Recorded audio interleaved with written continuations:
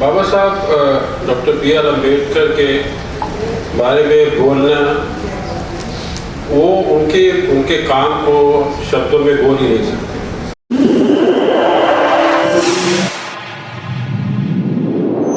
इस news channel पर जो भी वक्ता ने कहा वो उसकी अपनी राय है, जिसकी पुष्टि नेशन न्यूज इंडिया नहीं करता। धन्यवाद।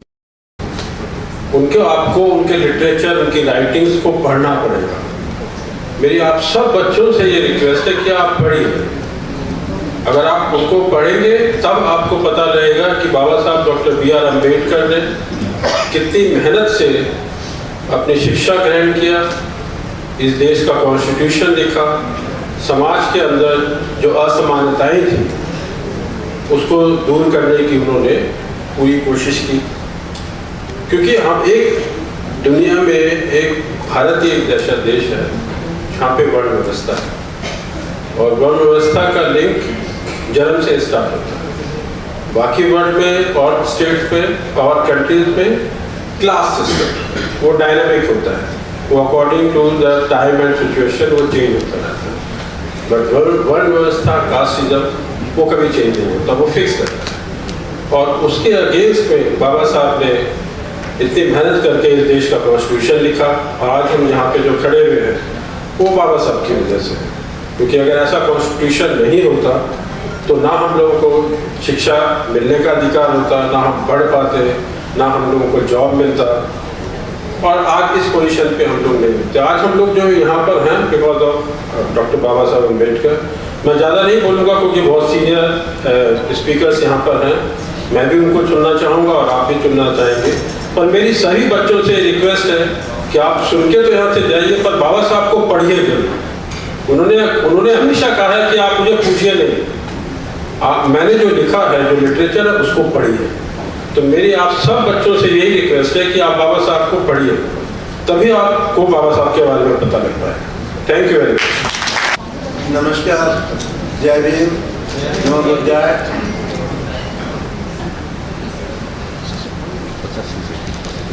मंच पर विराजमान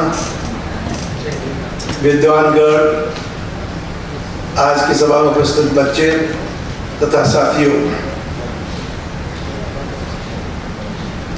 अच्छा लगा देख करके आज इस सभा में काफी बच्चे उपस्थित हैं,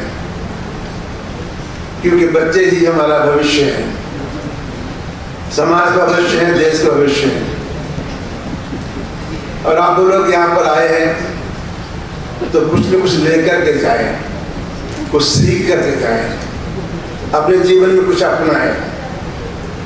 आपने बाबा साहब की फिल्म देखी, उस फिल्म से भी बहुत सारी चीजें सीख सकते हैं। उस समय का समाज कैसा था, आज से 60 साल, 70 साल, 100 साल का समाज कैसा था, आज का समाज कैसा है, और सारी जो देन अभी की बाबा साहब की देन है। जो कांटे थे, जो सफाई करनी थी, बहुत सारी कांटे निकल गए, सफाई काफी हो गई, हालांकि बहुत कुछ बाकी है। लेकिन अगर उस समय का समाज कैसा था, कैसे कैसी परेशानी होती थी, आज के बच्चे सुनना नहीं चाहते, कहते वो तो आपका समय का था, ठीक है, अभी हमारा समय है। जब मैं कहता हूँ, अच्छा भाई, जब मैं प्राइमरी पढ़ता था तो जमीन में बैठता था, 5 बजे तक स्कूल था, 6 7 में पढ़ने गए तो करीबन 5 किलोमीटर चलना पड़ता था, 9 10 में गए तो करीबन 2 नदियाँ पार करनी पड़ती थी। कुछ ऐसी बातें बताते हैं तो बच्चों को बड़ा लगता है, भाई आपके पिता किसान थे, भाई गाँव में रहते थे, हमारे पिता तो ऑफिसर है, हम दिल्ली में रहते हैं, दिल्ली पैदा हुए, बहुत सारी चीजें आ गई। तो जो लोग उस गरीबी से निकल के आए, देहात गांव से निकल के आए, उन्होंने तरक्की की, आप लोगों को तो उससे और ज़्यादा करनी चाहिए। बाबा साहब से बहुत कुछ सीख सकते हैं। 2 चीज़ों के बारे में मैं कहना चाहता हूँ। पहली बात, उन्होंने मेहनत की, परिश्रम किया, पढ़ाई की, और उनके बारे में कहा जाता है कि जब लाइब्रेरी खुलती थी तो वो दरवाजे पर खड़े हुए मिलते थे, और जब वो लाइब्रेरी बंद होने वाली होती थी, आके के चपरासी कहता था कि अभी तो साहब लाइब्रेरी बंद होने वाली है। मेहनत की, पढ़ाई की, इसलिए पहला जो लेसन है, आपको बगैर मेहनत के कुछ मिलने वाला नहीं है। और धीरे धीरे जो कंपटीशन बहुत होता जा रहा है, इसलिए अधिक से अधिक मेहनत करनी पड़ेगी। दूसरी चीज़, जब वो जो हमारा संग्राम शुरू हुआ था, 17 का आज़ादी की लड़ाई शुरू हुई थी, काफ़ी लोगों ने अप्रोच किया बाबा साहब को कि आप भी, बहुत सारे लोग थे आज़ादी की लड़ाई में पढ़ाई छोड़ करके आ गए थे। उन्होंने कहा कि मेरा उद्देश्य और कुछ है, मैं अपने को उद्देश्य को पूरा करना चाहूँगा, और उन्होंने अपनी जो शिक्षा थी उसको पूरा किया। आपका भी जीवन में कुछ न कुछ उद्देश्य जरूर होना चाहिए जिसको कि आप पूरा करें, और वो है कि एक डिटर्मिनेशन हो कि हाँ हमने आगे कुछ बनना है। साथियों, मैं कुछ अपने बारे में कह रहा था। गांव से निकल करके आया और धीरे धीरे कॉलेज तक पहुंचा, मेहनत की, और जब मैं ग्रेजुएशन में था तो मुझे 3 स्कॉलरशिप मिले थे। एक तो SC ST का था, एक यूनिवर्सिटी का था, एक मेरिट स्कॉलरशिप था, और मैंने टॉप किया था 1963 में बरेली कॉलेज में। मैंने टॉप किया था, अभी मेरा नाम लिखा हुआ है। वहाँ से निकल के आया था, इसे ने सहारा दिया, दिल्ली यूनिवर्सिटी में है। दिल्ली यूनिवर्सिटी में आकर के मैंने पढ़ाई की, मास्टर्स किया हंसराज कॉलेज से, और मैंने रिजर्व बैंक में नौकरी की। 1965 में मैं RBI में सर्विस में था, पार्लियामेंट स्ट्रीट पे। मज़ा नहीं आया था, असिस्टेंट था, आगे कुछ करना था। मैंने पढ़ाई की, मेहनत की। 1970 में मैं ऑफिसर बन गया, मैनेजमेंट ट्रेनिंग मैंने ज्वाइन किया। एक संस्था है नेशनल मिनरल डेवलपमेंट कॉर्पोरेशन, वहाँ पर मैं पर्सनल ऑफिसर बन गया। धीरे धीरे तरक्की करते करते साथियों बहुत जगह काम किया, और 1989 में मैं डायरेक्टर बन गया। 1989 में बोर्ड ऑफ डायरेक्टर, और मैं 14 साल डायरेक्टर रहा महारत्ना कंपनी से। ONGC में 11 साल डायरेक्टर रहा। साथियों, ऐसा नहीं कि मैं इसलिए नहीं कह रहा हूँ, मैं कोई बड़ाई कर रहा हूँ, इसलिए कह रहा हूँ कि एक देहात से, गांव से निकल के आकर के मेहनत के बल से आप कहीं न कहीं ऊंचे पहुँचे हो सकते हैं। आज मुझे 21 साल हो गए रिटायर हुए, फिर भी कुछ न कुछ काम करता रहता हूँ। जहाँ तक हमारे साथी हैं, कई संस्था के लोग आए हैं, ONGC के लोग हैं।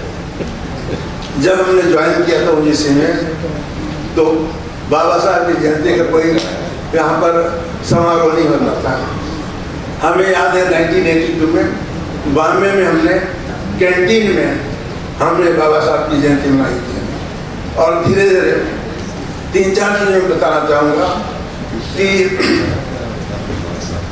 आज करीबन 30-35 साल पहले ONGC में आज जितने भी ऑफिस हैं, सब जगह ONGC मैनेजमेंट अम्बेडकर जयंती मनाता है। जितने भी ऑफिस हमारे हैं, 35 साल पहले की बात कर रहा हूँ मैं, अभी तो कई जगह शुरू हो गया। दूसरी बात है, ONGC की जितने भी ऑफिस हैं, करीबन 24-25 ऑफिस हैं, वहाँ पर सब जगह पर बाबा साहब की मूर्ति लगी हुई है। ऐसी कोई संस्था नहीं है, कोई ऑफिस नहीं जहाँ पर बाबा साहब की मूर्ति नहीं लगी हुई है। तीसरी बात है, जो कंपोनेंट प्लान है, भारत सरकार ने शुरू किया था, सारे पब्लिक सेक्टर ने किया था, सारे स्टेट गवर्नमेंट ने किया था।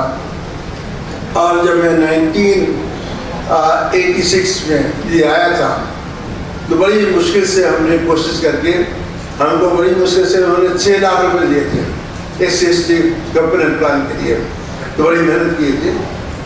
और खुशी की बात है कि आज किसी अपनी ऑफिस में पहुँच जाइए, वहाँ पर कोई SC ST का कोई कंपोनेंट प्लान नहीं है। और आज खुशी की बात है कि ONGC में कंपोनेंट प्लान चल रहा है। बहुत सारी ऐसी चीज़ें हैं कि मेहनत करनी पड़ी। जब मैं आया था 1992 में, जब मैं मेंबर बन के आया था, उस समय 1000 से ज़्यादा ऑफिसर्स की पोस्ट खाली थी, जो डेस्क पोस्ट थी, हमने SRD शुरू किया और हर साल 200 ऑफिसर्स हमने दिए OGC में। और उसके लिए हमको एक मिनिस्ट्री से मेमो भी आया था कि आप 200 आदमी कैसे भर रहे हो। एनीवे करीबन 1000 के आसपास हम लोगों ने OGC में एग्जीक्यूटिव जो उनका हमने भर्ती किया। ऐसा है कि बहुत सारे जो लोग हमारे यहाँ आते हैं, अधिकारी बनते हैं, लेकिन एक जो सेंसिटिविटी होती है कि हमारा जो कुछ कर्तव्य है समाज के विद इन जो रूल्स है, जो करना चाहिए, हम लोग कर नहीं पाते हैं। तो हमारे जो साथी हैं उनसे हमारा एक ही अनुरोध है कि बाबा साहब का हमारे ऊपर ऋण है, बहुत सारे ऋण है हमारे ऊपर।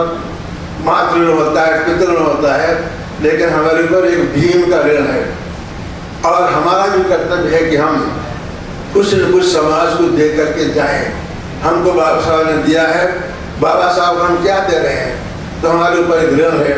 साथियों में अधिक बात न कहते हुए मैं अपनी बात समाप्त करना चाहता हूँ। सिर्फ एक बात कहना चाहता हूँ, खास करके जो OCC के साथी हैं, हम लोगों ने बड़ी मेहनत करके इस एसोसिएशन को यहाँ तक लाए हैं, संघर्ष करके लाए हैं, रिकग्निशन मिली हुई है। इंडिया में कोई भी ऑर्गेनाइजेशन नहीं है जिन्होंने एसोसिएशन को रिकग्निशन दिया है। OGC मैनेजमेंट ने एसोसिएशन को रिकग्निशन दिया, उनको फैसिलिटीज दी हैं, क्योंकि अब समय नहीं है क्या क्या फैसिलिटीज दिए हैं, लेकिन उनको मेंटेन करना आपकी जिम्मेदारी है। बड़े दुख का से हमें कहना पड़ रहा है कि इलेक्शन नहीं होते। जो टर्म दिया है 3 साल के बाद या 5 साल के बाद इलेक्शन होना चाहिए, वो इलेक्शन नहीं होते हैं। अगर लोकसभा का इलेक्शन नहीं होता 5 साल में, आप तो क्या कहेंगे? असेंबली का 5 साल में इलेक्शन नहीं होता तो क्या कहेंगे? तो मैनेजमेंट तो ये चाहता है कि भाई ये एक डेमोक्रेटिक सिस्टम है, इनका टूट जाए, हम इनको रिकग्निशन ना करें। दूसरी चीज़ है, हमारे समय में भी आया था, आपस में कोशिश करते हैं कि इनमें फूट डालें।